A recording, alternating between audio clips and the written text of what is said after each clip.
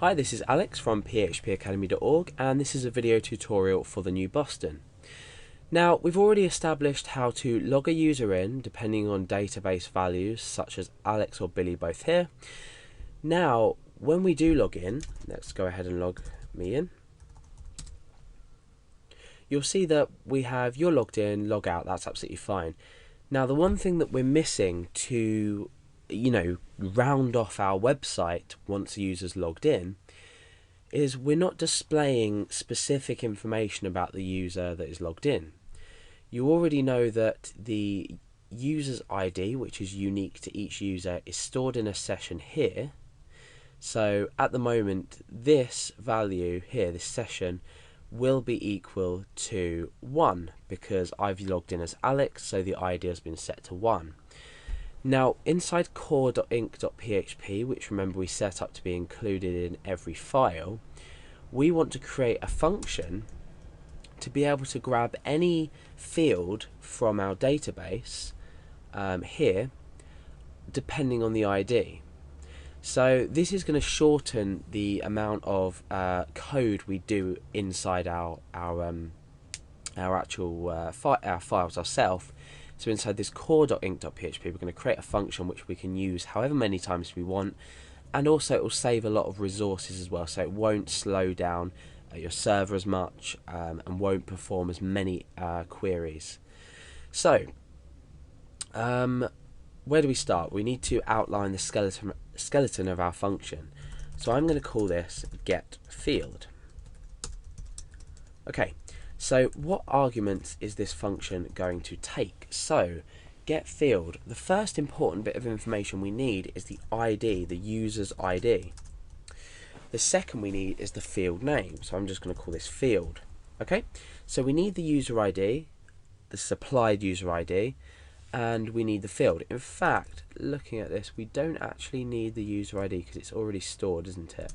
Okay, so we don't need the user ID. We just need the field name. This is going to grab the corresponding data from the field specified from this user's table.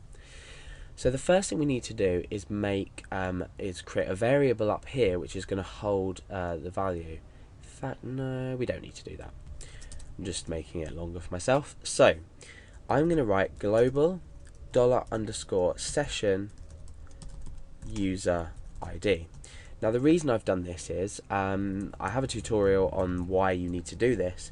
In fact, no, I don't think we even need to do that, do we? Okay, so let's echo this out and we'll see if this works. So echo out basically the user's ID. So we'll come to index.php.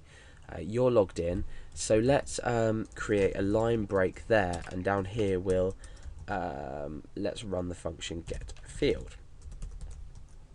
Okay, so let's go back to our page and we'll see what we come up with. Okay, yeah, so we echo 1. Now, this getField, we're aiming by the end of this tutorial to display the user's name. Okay, from after this logged in. So we're going to say you're logged in, Alex Garrett. But obviously not everyone is called Alex Garrett, so we need to use this getField function to make this work well. So the first thing we need to do is we need to perform a query. So the query equals select. Now we need to specify the field.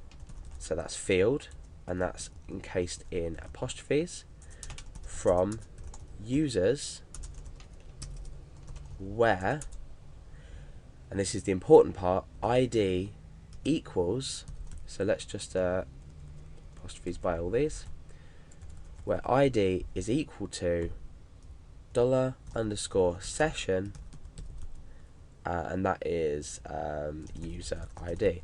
Let's just concatenate this on so it looks a bit tidier.